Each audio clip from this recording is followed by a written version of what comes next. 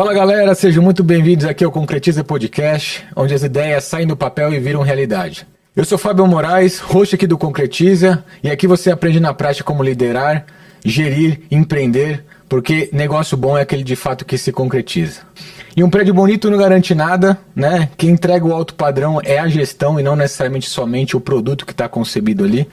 E para destrinchar isso com base, método, história boa, estou recebendo uma das maiores referências em implantação e gestão de empreendimentos prêmio no Brasil, que é a Patrícia Costa. Paty, um prazer enorme te receber aqui, é uma honra pra gente. Sei que teu tempo é extremamente corrido, então um prazer poder te trazer para compartilhar conhecimento em um mundo que nós estamos disruptando, eu diria assim, né? Quem diria que gestão condominial seria algo que seria transformado aí nos próximos anos? Então, obrigado por você estar aqui comigo e vamos trazer muita coisa legal para essa audiência hoje. Obrigada, eu que agradeço, Fábio, o convite. É um prazer estar aqui compartilhando um pouco de experiência com você e com o seu público. Com certeza somos desbravadores, principalmente unindo a nossa experiência na operação com o mercado digital também. Tem muita coisa para a gente falar hoje por aqui. Legal, legal. Bom, Paty, você viveu de perto aí incríveis prédios assim, excepcionais por fora, né? Mas que são completamente desorganizados em termos de gestão e operação, né? Acho que a primeira pergunta aqui para você, para a gente poder esquentar aqui, é quando que você percebeu que, na verdade, o verdadeiro alto padrão não está no acabamento ali, nas pedras e no item luxuoso, mas sim na gestão, né? Quando que foi esse estalo na tua vida aí? Nós temos visto as pessoas cada vez mais exigentes, cada vez mais imediatistas, e tudo isso vem em relação à falta de tempo, né? Então, o que eu percebo? As pessoas elas querem aproveitar o tempo e, de preferência, com a família. Após a pandemia, teve uma mudança de conceito muito grande em relação à moradia. A moradia virou protagonista na vida das pessoas, né? Que antes gostavam mais de viajar, balada, essas coisas, hoje já não. Então, o que eu percebi? A gente vive uma falta grande de mão de obra qualificada aqui no Brasil em relação à portaria, à limpeza, serviços de gestão, ao próprio serviço de obra em geral. Serviços global a gente sofre. Exatamente. E aí o que acontece? Isso vem como um efeito dominó. A construtora, na construção do empreendimento, ela sofreu um pouco ali com relação à qualificação em mão de obra. Chegou na parte de entregar o condomínio, junto com os condôminos, todos ansiosos, esperando 3, 4 anos para poder receber o empreendimento dos sonhos, aquela expectativa acumulada. Vem um síndico, vem uma administradora, um zelador novo, portaria nova. E aí, nesse momento, tem aquele boom de informações, né, de coisas que algumas funcionam, outras não. E aí, o que eu percebi? Que as pessoas elas só esperam chegar e ver o condomínio funcionando, né? Ter água quente, que é uma das principais reclamações, ter o elevador limpo. Eu jamais imaginaria que água quente é um problema. É um dos maiores problemas no ranking de condomínio, é falta de água quente, principalmente no começo, que o sistema ainda está aprendendo a funcionar, né? Então, assim, eu comecei a olhar para esse lado. A hospitalidade e a governança precisa fazer parte desse momento da entrega e não só o olhar operacional, o olhar técnico da engenharia, entendeu? Eu saí de 60 condomínios, hoje estou com 22 condomínios, eu fiz um movimento inverso do mercado. Enquanto todo mundo pensou em crescer, eu pensei em estruturar, desenvolver um método mesmo, em que eu consiga atender melhor, me relacionar mais com essas pessoas e criar um vínculo aí de confiança. Hoje eu tenho na minha carteira de condomínios que eu já estou há 8 anos, alguns há 6 anos, e outros mais recentes que a gente vai implantando e aí acaba ficando como síndico. Mas eu vejo que esse público do alto padrão, em especial, e do luxo, eles querem ser atendidos por você. Você não consegue criar um vínculo ali e terceirizar o atendimento depois, entendeu? Então, é bem personalizado o trabalho. Mas, até para contextualizar para a audiência aqui, você trabalhava com implantações, enfim, a carreira dedicada a isso, a formar síndicos profissionais. Inclusive esse movimento de síndicos profissionais, isso é de quanto tempo para cá? Não é 10 anos, né? Não é uma coisa tão, assim, uma década, mas é um serviço relativamente novo, né? Sim. E aí você trabalhava, o teu negócio era bastante focado em implantações, né? fazer assembleias iniciais e tal, e vocês chegaram a ter 60 condomínios lá sobre gestão. Sim. E aí hoje você reduziu isso, né, para 22. Sim. Você acaba... E aí para você poder focar de fato em serviço. Eu decidi fazer um caminho inverso para personalizar esse trabalho. E aí focar em rentabilidade, em ter um tempo maior com o cliente, quanto tempo ele permanece dentro da minha esteira. Porque quando você tem volume, você precisa terceirizar muita coisa. E esse público do alto padrão, em especial, eles não querem terceirizar, eles querem o atendimento dedicado, entendeu? Exclusivo. Legal. Eu vou trazer até uma provocação aqui para a audiência, porque a gente vê muitos condomínios caros, né, com custo operacional alto, mas está longe de ser um condomínio de alto padrão, né? Então não é necessariamente se você mora num prédio, você paga um condomínio alto, você vai achar que você mora num prédio de altíssimo padrão. Traz pra gente o que é um serviço de alto padrão aí, quando a gente diz respeito à gestão condominial aí. Dentro da gestão, a gente trabalha com 3 pilares. É sempre a gestão financeira e organizada, que é você trabalhar com previsão, com budget bem claro para todo mundo que está ali. Seja, a gente não fala em metragem, né? A gente fala no geral, é o que você falou. Não é porque o prédio é muito grande que ele é um alto padrão, não necessariamente. Pode ser um apartamento pequeno, mas com uma gestão mais personalizada, mais humanizada. Tem a questão financeira, que é o primeiro pilar. O segundo é o operacional. Então, eu preciso ter um condomínio funcional. Eu tenho que ter uma área comum limpa, um jardim bonito, um elevador funcionando, né, água quente. E aí, por fim, é a parte de comunicação e relacionamento. 50% eu diria, Fábio, que o sucesso de um síndico hoje está ligado à forma com que ele se comunica e ele se relaciona com as pessoas. Principalmente depois que criaram o WhatsApp. Nossa. Que para nós, assim, é uma ferramenta, é um veneno, né? Gestão condominial, porque Imagina. As pessoas têm acesso às informações ali muito rápido e muitas vezes o ruído começa no grupo do WhatsApp. Então o síndico, como que ele faz para cortar isso, para evitar? Ele precisa se comunicar primeiro e ele tem que ser assertivo no que ele vai colocar, porque aí as pessoas que tem ali, sempre vai ter um público que vai fazer barulho, mas a maioria deles vai entender o que você está falando e aí acaba não ganhando força, né, esse movimento de WhatsApp. Legal. Eu acho que um tema legal para a gente trazer é assim, a gente vê que existiu um movimento recente de muitos serviços acoplados à questão condominial como um todo, né? Então hoje as pessoas cada vez mais querem comodidade, ninguém quer sair de casa para fazer absolutamente nada, e a gente vê esses movimentos muito fortes nesses condomínios mais novos e que dão desrespeito a moradias rápidas, né? Sim. Principalmente esses Airbnb e etc.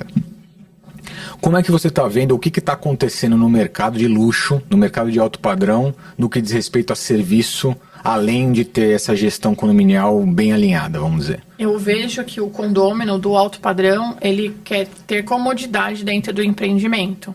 Então, eu tenho alguns empreendimentos nessa linha em que a gente tem, por exemplo, uma empresa que só faz a parte de recreação infantil. Ele tem à disposição um professor de natação, um professor de balé, professor de judô, a semana toda. E aí você adequa o horário do seu filho de manhã ou à tarde para fazer esse tipo de aula. A gente tem outros condomínios que já tem professor de inglês. Eu tenho um condomínio que tem uma escola de inglês dentro do condomínio. É um braço de uma escola bem reconhecida aí no mercado, bilíngue, e eles construíram lá dentro, o condomínio é gigante, são 900 unidades, eles construíram uma escola lá dentro. O que ele quer? Comodidade. Dentro desse empreendimento, eu tenho uma van que é circular.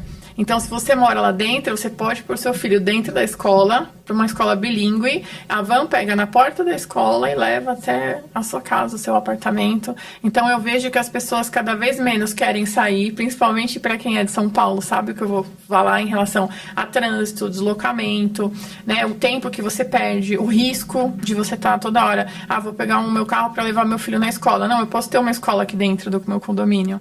Então, esse conceito está vindo muito forte. Um outro conceito, Fábio, que eu tenho estudado muito é a bandeira hoteleira. Grandes empreendimentos com bandeira hoteleiras internacionais têm tido bastante interesse para o Brasil. Inclusive, vai ter um aí da Faena, na Faria Lima, gigante, né, com uma grande construtora. Então, assim, eu penso que nós, profissionais da área, a gente precisa se especializar, estruturar, porque a gente vai ter muito trabalho para atender esse tipo de público. É um público extremamente seleto e exigente, né? E que você não consegue fazer um combo. eu tenho um combo de serviços aqui, eu vou vender esse combo para você. Não, ele quer uma pessoa que sente ali, que entenda o condomínio, que tenha uma visão de outros empreendimentos, até para funcionar, ver o que funciona, o que não dá certo, né, e trazer isso como experiência, e realmente um atendimento dedicado. Esse público é bem exigente, não gosta de robotização das coisas. Sem dúvida. Né? Eu vejo pelas reuniões, eu faço reunião. Eu tenho um empreendimento aqui próximo, Vila Nova Conceição. É um dos metros quadrados mais caros de São Paulo hoje. A reunião de conselho, hoje a gente vai pedir o quê? Nós vamos pedir comida árabe. Aí a gente faz outra reunião, hoje a gente vai pedir comida japonesa. Então, é um pessoal que não gosta de perder tempo. Enquanto ele vai jantando ali, ele vai fazendo a reunião, entendeu? E é bem próximo, assim, um atendimento muito próximo. Sim, ou seja, hoje já mas acho que cada vez mais serviço e personalizado, eu acho que vai ser a bola da vez, quem vai acabar se destacando no mercado, né? Porque produto e ainda mais esses combos já estão algo muito comoditizado e acho que isso não performa mais como vinha performando antigamente, né? Eu acho que, pessoal, eu queria deixar até um pedido aqui, siga o podcast, sigam o concretiza.podcast. Tragam aqui suas dúvidas, o que vocês gostariam de saber sobre implantação, gestão condominial, que eu vou pegar a parte aqui especialista para responder para a gente. Ativem o sininho aí para receber novas notificações. E, Paty, eu acho que a gente entrando por um viés legal, né? Nós temos um pezinho na incorporação também, né? A gente estava conversando um pouquinho aí nos bastidores. E eu vejo que a gente se deparou e a gente se depara ainda com muitas situações quando vai se dar a operação do condomínio, que a gente deveria ter pensado muito tempo antes. E isso, a gente entendeu até que isso deveria ter nascido do projeto. Então, não tem áreas ali, por exemplo, eu vou colocar uma área de locker para receber encomendas ou o condomínio não se preocupar de ter que descer para buscar aquilo, né? E se a gente não pensou naquilo lá atrás, a gente não tem como implantar uma área de locker, né? Então, eu queria trazer um pouquinho desse tema. Você está presente hoje em grandes incorporadoras, as maiores do país, tem movimentos aí fora do país, principalmente trazendo iniciativas grandes aí dos Estados Unidos, bastante coisa em Nova York. O que você tem feito de movimento na empresa junto a esses grandes players aí para transformar esse futuro, né? Porque o que a gente vai viver amanhã, daqui 3, 4, 5 anos, é o que a gente tem que estar fazendo hoje, né? Porque diz respeito a projeto, incorporação demora, né? É um ciclo longo de execução. O que você tem feito aí de movimento nesse mercado? A gente brinca muito, Fábio, que quem projeta não usa. Não fiquem bravos comigo, mas na operação a gente usa muito esse termo. O que acontece? Como você falou, um locker não é uma coisa que você tem um espaço depois que você consegue construir para colocar. Tamanho de portaria. Às vezes a gente vê condomínios enormes, com várias torres, uma portaria 4x4, onde você não tem nem como o porteiro se movimentar pelo tamanho do condomínio, a gente precisa de 2, né? Então eu tenho buscado muito referência fora. Tanto nos empreendimentos que eu tenho aqui, eu trabalho hoje em todo o Brasil nessa parte de consultoria, eu tenho um braço de consultoria, com a minha experiência de quase 20 anos fazendo gestão na ponta, eu montei uma empresa de consultoria há 3 anos e eu consigo retroalimentar o projeto. Então, por exemplo, eu implantei, eu acho que uns 20, 22 condomínios com uma mesma incorporadora e chegou num determinado momento que eu chamei a representante da engenharia e falei para ela, olha, toda vez que a gente recebe um condomínio, a gente tem que trocar a porta da lixeira. E ela falou, por quê? Aí eu falei assim, eu queria que você fosse comigo até a lixeira para eu te mostrar. Porque eles colocavam uma porta pequena e o container para você retirar o lixo, ele não passa na porta. E aí ela ficou surpresa. E ela falou, nossa, ninguém nunca me trouxe essa informação. Eu vou trocar essa porta e a partir dos próximos eu vou corrigir. E aí os outros que a gente foi recebendo, você vê que é uma mudança minúscula, muito pequena, mas que faz todo o efeito. Porque se eu tenho que trocar a porta, envolve garantia, envolve obra. Às vezes não tem espaço para fazer a troca. Então a pessoa tem que carregar o lixo na mão até para fora da lixeira. É uma coisa simples, né? Então eu tenho buscado referência em outros empreendimentos. Eu comecei a estudar muito o mercado americano, especialmente de Nova York, porque eu falo que Nova York é um país dentro dos Estados Unidos, né? Eles têm um conceito muito bom para essa área de real estate, para a área de properties, e eles trazem uma unificação, o que é bom e o que é prático em relação à concepção do empreendimento e o que de serviços eu posso agregar. Então, por exemplo, a gente visitou um empreendimento, eu estive recente lá para fazer uma imersão, 900 unidades, 100% locáveis, a unidade a partir de 55 metros, $900 mil, uma unidade. E aí a gente fala, nossa, mas por que esse valor, né?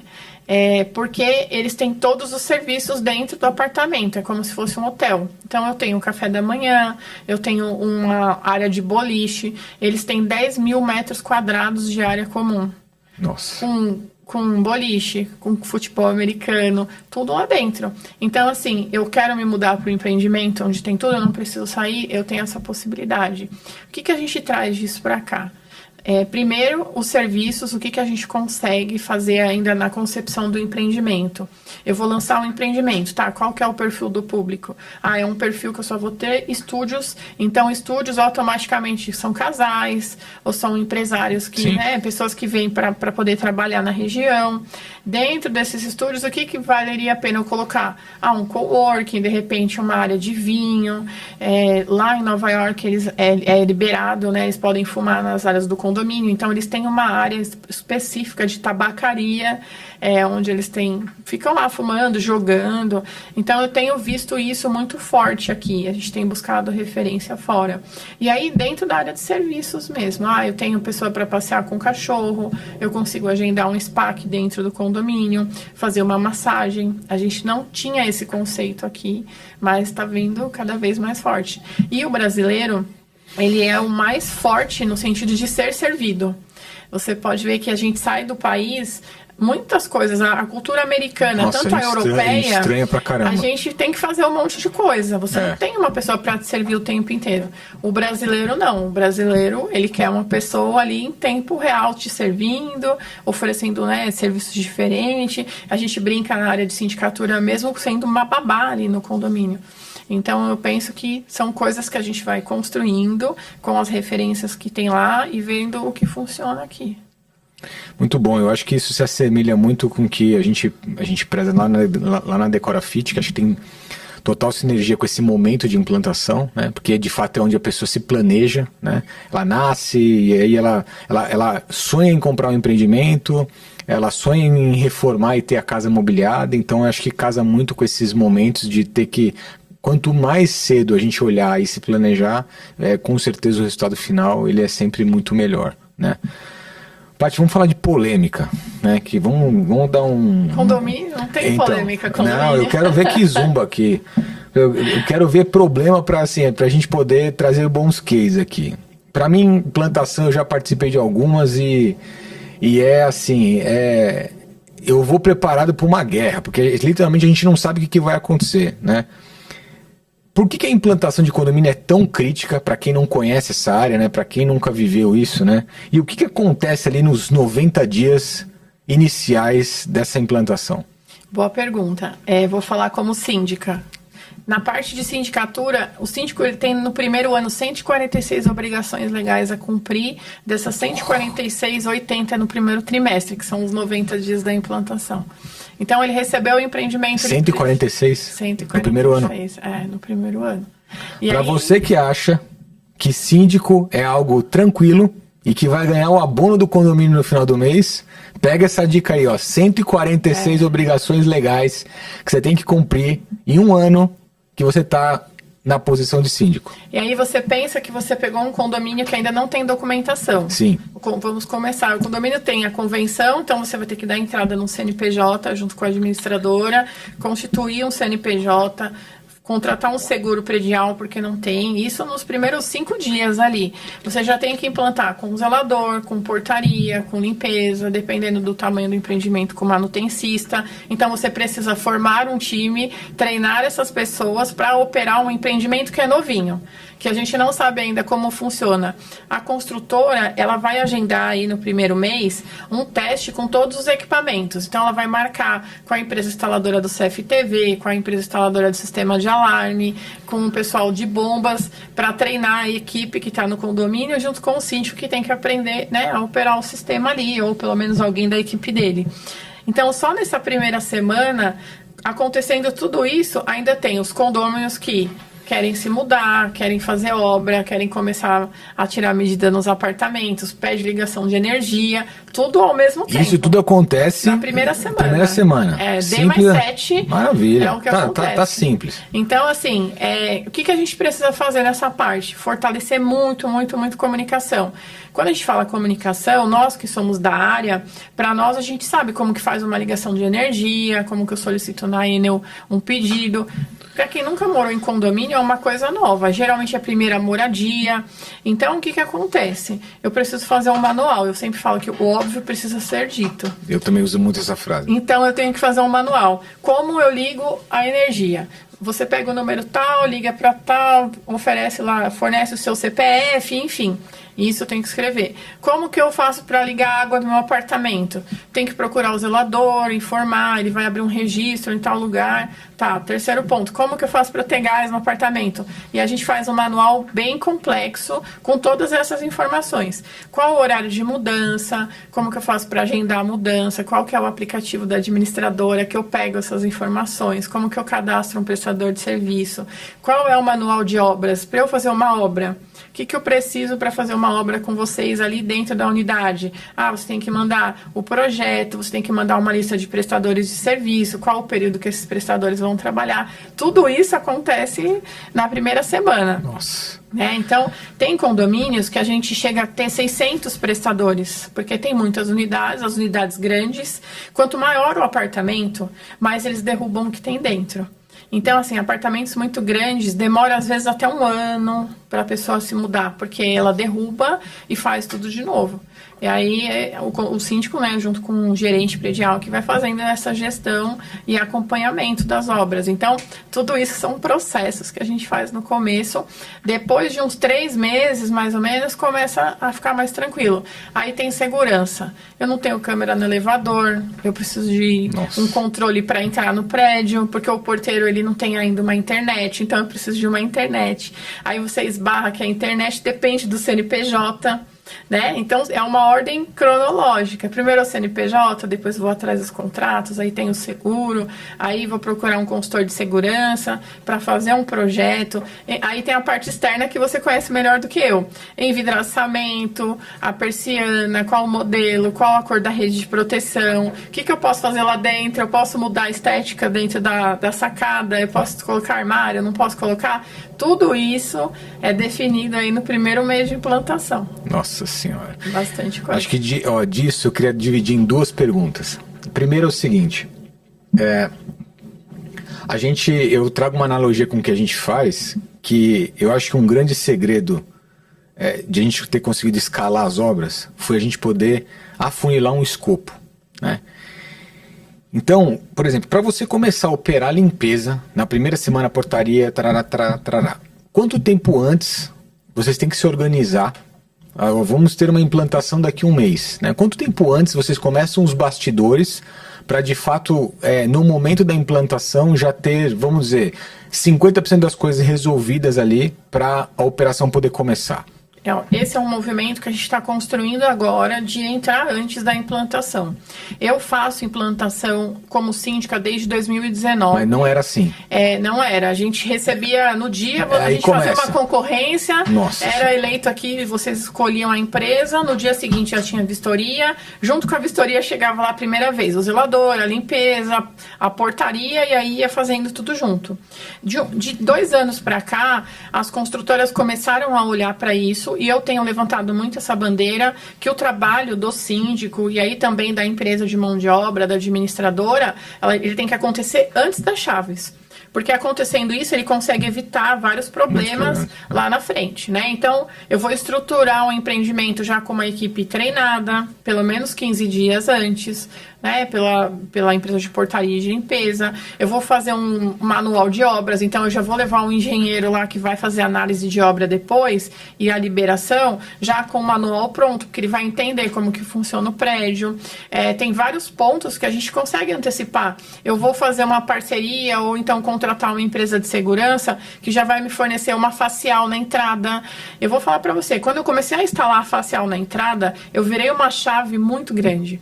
Porque pensa, ninguém conhece os moradores ainda, o porteiro não tem internet, ainda não tem estrutura, ele tem que olhar num papel se você é morador ou não, ele não tem sua foto ali, então ele tem que conferir no seu documento, e aí isso demanda muito e as pessoas não têm paciência de esperar. E aí eu comecei a arriscar, porque o síndico também ele precisa ser corajoso, principalmente nesse momento de implantação.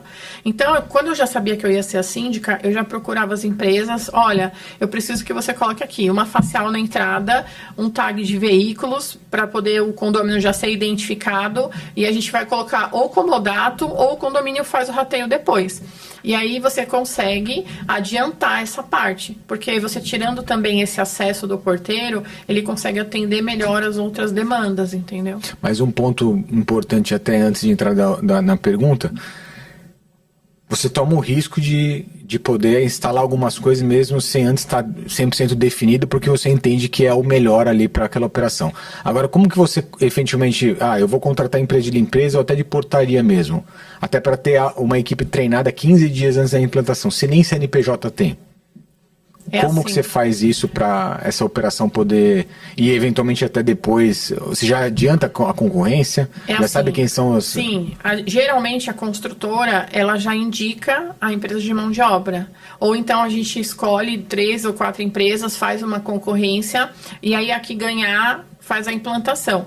A incorporadora, ela cumpre com os pagamentos até a data da assembleia de instalação. Então, algumas já estão se preocupando com isso e já entrega com esses equipamentos, com 10 câmeras, por exemplo, com uma facial, principalmente no alto padrão. A gente está trabalhando agora, está estudando, Fábio, a ideia de colocar um consultor de segurança antes. Por quê? Porque quando você recebe, você já tem o projeto. Hoje a gente não faz isso. Então hoje, quando eu recebo um empreendimento, até eu cotar um consultor, ter um projeto, demora uns 30 dias. Imagina. Né? Então fica naquela confusão. A ideia é, o quanto mais prestadores a gente conseguir colocar antes das chaves, melhor. E o mesmo eu penso para os apartamentos. Você entra na mesma condição que eu. Se você teve a oportunidade de personalizar discutir o projeto antes, você já consegue fazer um monte de coisa, porque você concorda. A construtora, vou falar pelo meu apartamento. Quando eu peguei minha chave, meu apartamento tem 110 metros. Eu derrubei tudo, o teto inteiro, porque eu queria colocar gesso, eu queria passar fio, eu queria mudar de ponto de iluminação. Então, isso é uma coisa que talvez eu não precisasse fazer se a sua empresa tivesse entrado antes. Sem dúvida. Né? Para poder planejar, para olhar o projeto, para ver projeto técnico, eventualmente conseguir fazer uma medição e você já sabe o que de fato você precisa fazer ou não. Exatamente. Né? Bom, e aí a segunda pergunta que eu queria te fazer. Você comentou muito da cultura do norte-americano e eu acho que se tem algo que eles fazem completamente diferente do brasileiro, é que eles leem as coisas, né? O brasileiro não lê.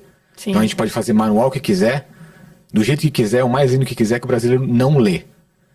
Como que você alinha a comunicação, por exemplo, de todos esses itens que precisam... Porque tem muita coisa que o condomínio precisa tomar, né, o cuidado e tal. Isso é eventualmente doutrinado e afunilado na Assembleia, então vocês vão passando isso como ata mesmo, ou eventualmente isso vai documento para todo mundo poder ler. Como que vocês costumam fazer para melhorar a comunicação disso? Então, o que acontece? O condomínio, ele recebe um manual da incorporadora, que é o manual da unidade. Ele não vai ler, mas ali ele vai ter um arquiteto, alguém que vai ajudar, que é o que ele pode e o que ele não pode fazer. Normalmente está lá, ligação da energia, como é que ele faz com o gás, quais os projetos, ele não lê nada. Então, assim, isso a gente não conseguiu mudar ainda. Ainda é um trabalho de formiguinha. O que a gente faz? Grupo do WhatsApp para transmissão de informação. E eu trouxe um projeto que eu estou implantando em 2 condomínios, que eu acho que vai ser um case. Eu estou implantando uma comunidade, um aplicativo com uma comunidade, onde a gente coloca lá os comunicados, a gente coloca anúncios entre eles podem fazer network, eles podem fazer uma gamificação de quem contribui mais com o vizinho, na ideia de derrubar essa parte do WhatsApp, né, Fábio? O que eu vejo hoje? As pessoas sérias, elas estão saindo dos grupos e elas não têm acesso às informações porque não têm paciência, às vezes, de ficar ali vendo discussão. Então, a ideia desse aplicativo, que é um aplicativo que eles usam nos condomínios lá nos Estados Unidos, eles não têm grupos de WhatsApp. Foi o melhor dos mundos quando eu descobri. Porque eles não usam isso lá. Aqui a gente fica maluco com o WhatsApp, entendeu? Então, eu já estou implantando em 2 empreendimentos uma comunidade de comunicação para deixar lá comunicação interna, comunicação de comerciantes da região, buscar patrocínio. Eu tenho um restaurante, eu quero fazer uma oferta para o condomínio. Eu tenho uma empresa de envidraçamento, eu quero vender meu trabalho lá dentro. Isso hoje é tudo no informal. A comunidade vai permitir que seja formalizado isso, que o condomínio tenha realmente desconto no que for vendido. Então, esse ainda está em projeto, tem 2 embriões. Não, mas eu acho uma excelente iniciativa, porque isso a gente sabe que no mercado informal existe muito, né? Então você abre a porta do apartamento, você não sabe como, mas brotou 50 panfletos embaixo da tua porta, né?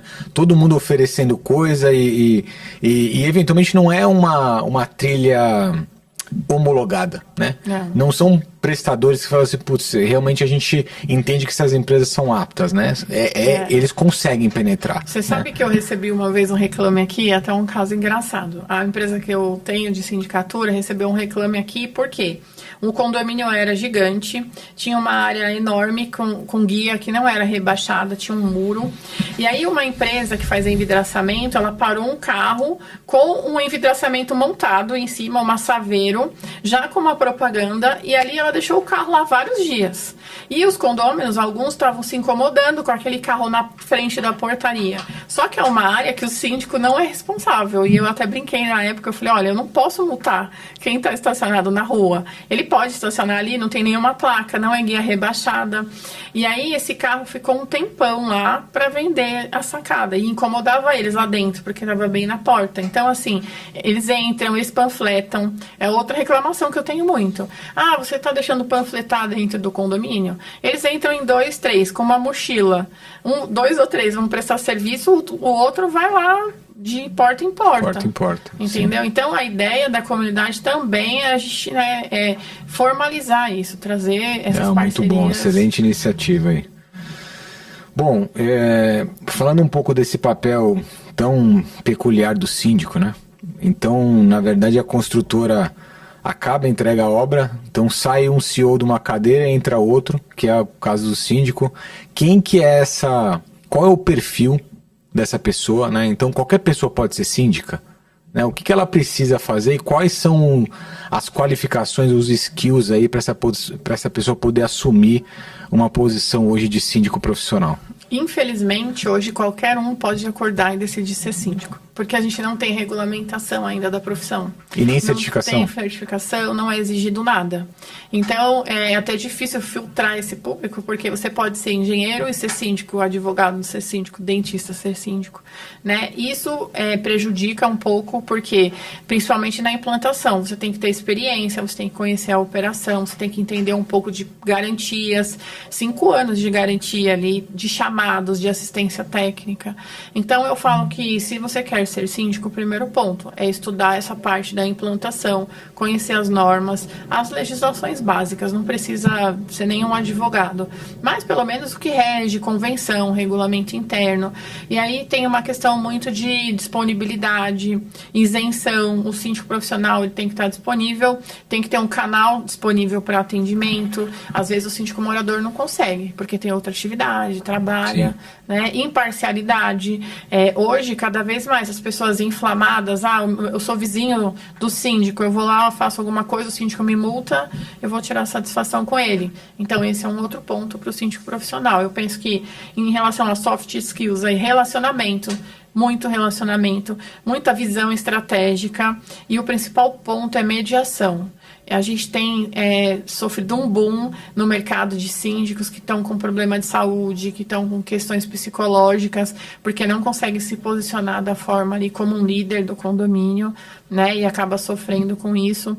E trabalhar nessa mediação, sabe? Explicar, educar, como você falou, tentar fazer com que as pessoas leiam, mas é um trabalho, assim, bem árduo, bem cansativo, porque você não vê resultado. Sim, sim, né? não é tão as tangível. Pessoas não enxergam, não é palpável o resultado do trabalho. Eu tô pagando, né? Então eu quero serviço. Eu pago o seu salário. Eu pago o seu salário, né? Simples assim, né?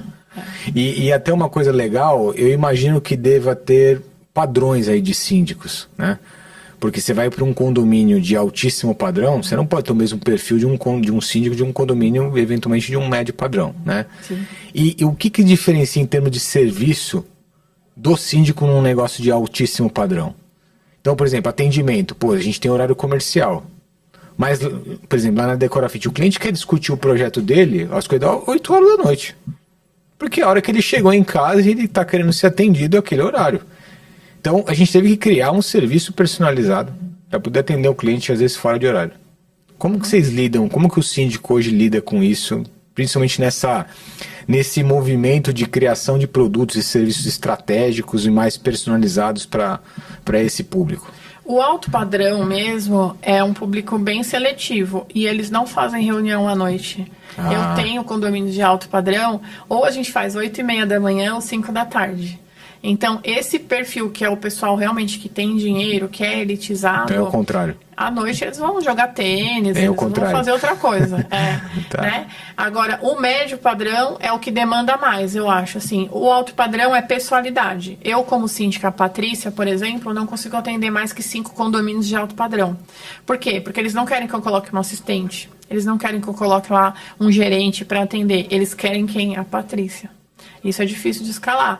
Eu penso que o síndico de alto padrão, ele não consegue. Ou ele filtra ali bons contratos e se limita àquele número, ou ele tem que começar a vender já uma outra pessoa na linha de frente, para o cliente entender que você vai ser atendido diretamente por essa pessoa, entendeu? É um público muito de pessoalidade, muito. Porque eles querem confiança. Sem dúvida. Entendeu? Eu tenho um condomínio que eu entrei para fazer a implantação 3 meses, e aí em uma das reuniões eu ia fazer uma viagem para fazer um curso em abril. Eu falei, olha, vou fazer uma viagem, e aí o meu gerente está aqui, tem a minha assistente, e aí um deles falou para mim, não, pode ir tranquila, se a gente precisar de alguma coisa, a gente te manda uma mensagem, ou você quando voltar faz um report. Então, assim, é um público que prefere esperar você voltar para fazer o atendimento, para poder fazer uma reunião, entendeu? Sim, faz sentido. Eles são muito pessoais. Faz sentido. Agora, algo que também é legal a gente trazer, na operação tem muito a questão da garantia da consultora, né? Então tem os 5 anos de garantia e obviamente tem muitos ajustes que são feitos ali ao longo do... Eu acho que os primeiros 6 meses é o caos, né? Depois as coisas vão se normalizando um pouco mais, né? E aí eu entendo que esse público de mais alto padrão, é até uma dúvida que eu queria saber, né? O público de alto padrão tem pessoas muito exigentes, as construtoras elas têm correspondido à altura para poder também a velocidade dos serviços de pós-obra ser a mesma velocidade que precisa ser, e como que o síndico lida com isso, né? Eventualmente para poder não entrar numa esfera de se executar algo e perder garantia, como que isso é gerido hoje no dia a dia? Esse é um desafio grande do mercado em geral. Eu tenho percebido de 1 ano e meio para cá as implantações assim, com muito problema de atraso por falta de mão de obra da parte da incorporação. Então, a gente tem recebido empreendimentos em que a gente vai ter os prestadores das unidades e ainda 50, 100 prestadores da construtora trabalhando lá dentro. Nossa Senhora. Recentemente, eu tenho acho que 2 condomínios desse ano que estão nesse movimento ainda, em fase final de implantação, né? Então, acho que o primeiro ponto aí do síndico é ter um bom relacionamento, construir um bom relacionamento com essa construtora, porque não adianta você criar uma disputa, vocês precisam se unir para passar essa fase e envolver cada vez mais os moradores, porque quando você é indicado pela construtora, você traz também uma sensação de que vai proteger a construtora. Sem dúvida. E na verdade você tem que envolver o condômino para ele entender o processo, né? E para você mostrar que não, eu sou contratado pelo condomínio. A construtora me indicou, mas eu vou responder aqui pelo empreendimento, é o meu CPF que está aí. Então, a gente tem feito muito acompanhamento com relação a isso, Fábio, através de tecnologia, colocar sistema para fazer essa abertura de chamado. Por exemplo, na minha empresa de sindicatura, eu tenho uma pessoa exclusiva que só faz abertura de chamado. Nas costuras? Só. Então, ele faz esse acompanhamento. E o zelador tem um procedimento, aí ele vai lá, abre o chamado, fala com a construtora, ele retroalimenta quando alguém vai no prédio, quando corrige ou quando não resolveu, porque isso é muito importante. Entra no que você falou. Se você não acompanha, corre o risco de você perder a garantia. E quando você começa a misturar o prestador do condomínio, que é a manutenção de bomba, a manutenção de alarme, junto com o da construtora que ainda está trabalhando, fica aquele jogo. Mas você mexeu. Não, mas eu não mexi. Então, eu sempre recomendo para os síndicos, os meus alunos, que no primeiro ano, ou pelo menos nos 6 meses, quando for fazer um contrato de manutenção, prioriza a instaladora. Porque aí não tem essa discussão. Foi eu que fiz, ou, por exemplo, jardinagem, paisagismo. Você sabe quanto custa um paisagismo de um condomínio de alto padrão? A gente tem coqueiros, R$60 mil. Então, assim, eu não posso correr esse risco de colocar qualquer jardineiro lá para cuidar. Eu prefiro colocar a empresa que fez o plantio para ela continuar acompanhando, pelo menos no primeiro ano, que é o período de garantia, entendeu? Sim, mas eu imagino que deva ter uma linha bastante tênue, né? Porque se a incorporadora, a construtora está com falta de mão de obra, então eventualmente os serviços ficam se estendendo para resolver. E em contrapartida, esse público quer as coisas para ontem resolvidas, né? Sim. Então, qual o limite de você esperar, ou o que vocês têm feito de ação com isso, assim? Porque o que é um limite tolerável, né? Vamos esperar, já abrimos um chamado, vamos aguardar a incorporadora se manifestar, vir aqui e tudo mais. Até quando que você ultrapassa essa barreira para poder resolver de fato o problema quando está se demorando muito, né? Sim, a gente tem alguns quesitos que é por criticidade. Então, por exemplo, um sistema de alarme de incêndio é uma coisa que eles têm que... É um SLA emergência, preciso lá, eu não posso ficar sem sistema. Um elevador, alguma questão assim mais grave que envolve o funcionamento, um sistema de aquecimento de água. As pessoas não têm água quente, precisam utilizar. Agora, por exemplo, eu tenho um piso na área da piscina que o rejunte não ficou bom, isso daí é tolerável. Dá pra gente esperar um prazo. Sim. E aí, quando a gente vê que não tá fluindo, porque às vezes acontece. Às vezes a própria construtora não é nenhuma fé, mas não tem o prestador para fazer a troca. Ou contratou um prestador que vai precisar voltar no empreendimento para corrigir, e aí isso demora. Aí a gente entra com notificação extrajudicial, porque aí a notificação ela vai nortear tudo que tem de chamado e ela vai pedir para a construtora formalizar um prazo para resolver, entendeu?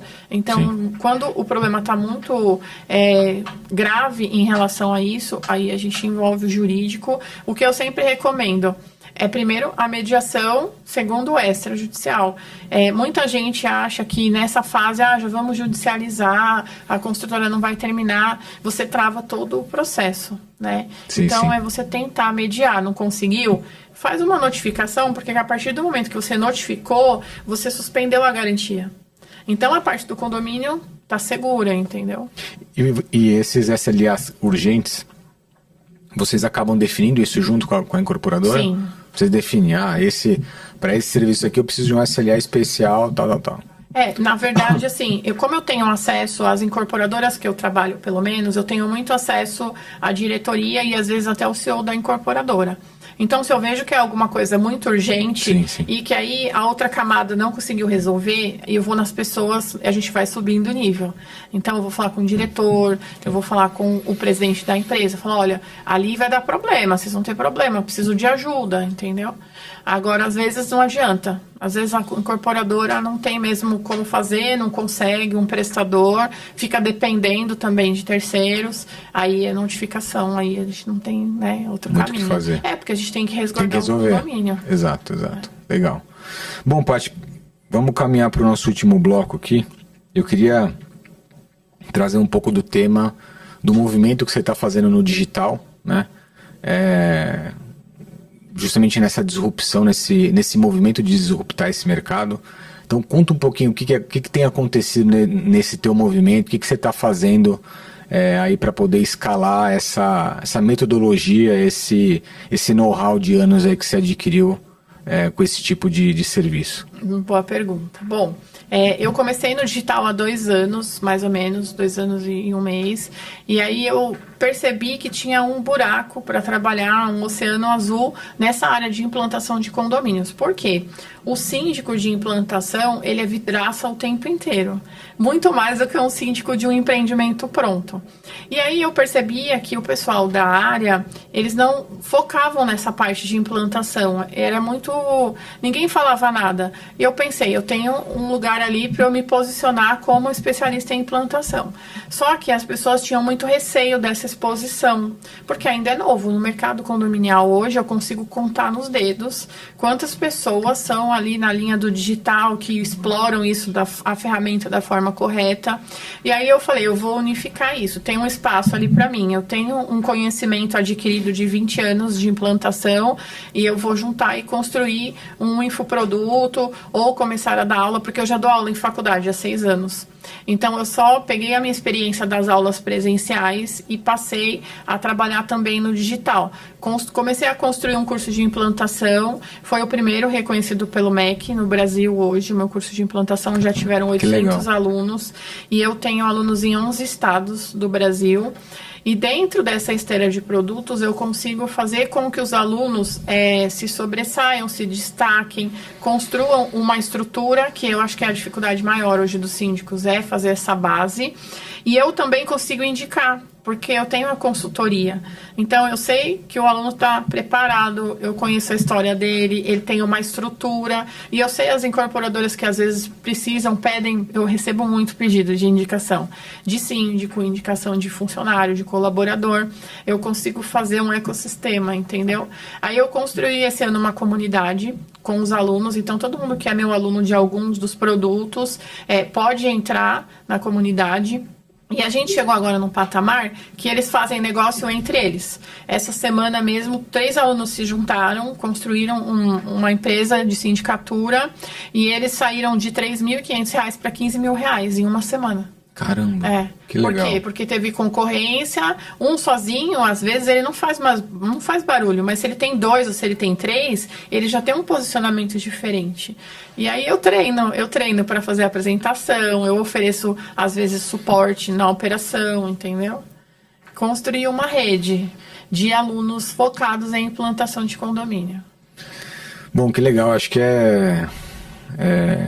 enfim, invejável aí a tua trajetória, acho que muito ajudando outros empreendedores, outras empreendedoras a se disruptar, a enxergar oportunidades onde na verdade não enxergam, né, nesse mercado que é tão inicialmente um oceano vermelho, né, parece um mercado extremamente né? Um mercado extremamente disputado e competitivo, né? Sim. Então, assim, parabéns aí por mais esse passo, né? Obrigada. E aí, por fim, Paty, para quem está nos ouvindo aí, quem quer elevar o nível, né, de gestão da própria carreira, ou seja, do teu condomínio, o que você poderia deixar de conselho aí para pessoas que querem sair dessa zona de conforto e dar um passo de fazer algo diferente, algo que realmente vai fazer barulho e vai mudar um pouco o rumo da carreira? Eu acho que o primeiro passo, e é uma dificuldade muito grande do síndico, é posicionamento. Aprender a se posicionar como um profissional líder do condomínio. A responsabilidade é dele. O segundo passo é nicho. Eu acredito muito, Fábio, em especialização. Eu falo que quem fala com todo mundo não fala com ninguém.